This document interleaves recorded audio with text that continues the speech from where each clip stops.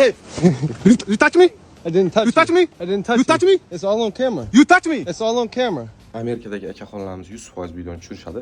Bilasizlar, xabarlar bor. Amerikada mana ICE degan tashkilot chiqdi. Immigrantlarni deportation jarayonlari o'tadidan ziyod avjiga chiqqan hozir Amerikada. Xabarlar bo'lsa, Minnesotada o'zini fuqarosini otib tashladi. US border o'zini fuqarosini middle of the countryda otib tashladi. И плюс yana bitta приkolniy taraf mana videoni bitta ko'ringlar. You touch I me, didn't right? touch nobody. Yes, you did. I'm over there recording everything. Hey, you sure did. I'm recording. No, easy. I'm recording. You touch me? I'm recording. It's okay, that's okay. Cut it and show it to her. You see how you do to me? Ko'rishinglar mumkin. Короче, realniy bitta Amerikan emas, короче, aksentdan ma'lum deb bu narsa. Citizenship yoki boshqa bir paper dokumentlari bo'lishi mumkin, lekin immigrantlarni deportatsiya qilish uchun ishga kirgan ICE. Endi bu narsani ICE qabul qilayotgani sababi ham to'g'risi menimcha tushunmadim.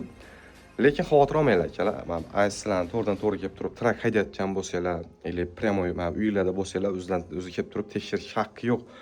Agar haqqi bor, qachon sizlarda mana bu realniy judge, realniy mana bu sudya tarafdan полностью qo'l qo'yilgan permit bo'lsa, o'shandagina sizlarni tekshirishga, boshqa narsa qilishga haqqi bor.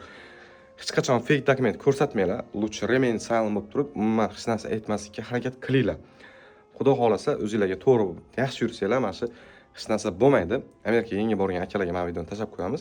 И plus yangi borgan akalar bo'lsa, bizga company driverlar ishga olinyapti. Yangi borganmi, experience bormi? Umuman farqi yo'q. Owner operator bo'lsanglar ham bizani kompaniyada hiring jarayonlari ketyapti. Полностью foizdan ham dispatch service kompaniyalarga boshqa joyda 6-10% gacha men ko'rdim.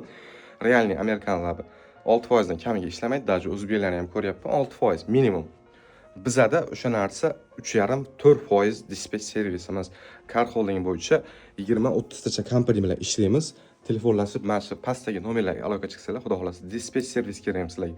Company driver masalan, yoki owner operator masalan, полностью aloqaga chiqsanglar, xudo xolasa to'liq ma'lumotni telefonlarga 24/7 bog'lanib ma'lumot olsanglar bo'ladi. Aloqadamiz akalar, musofirlar o'zingizlar ehtiyot qilasizlar. Let's go.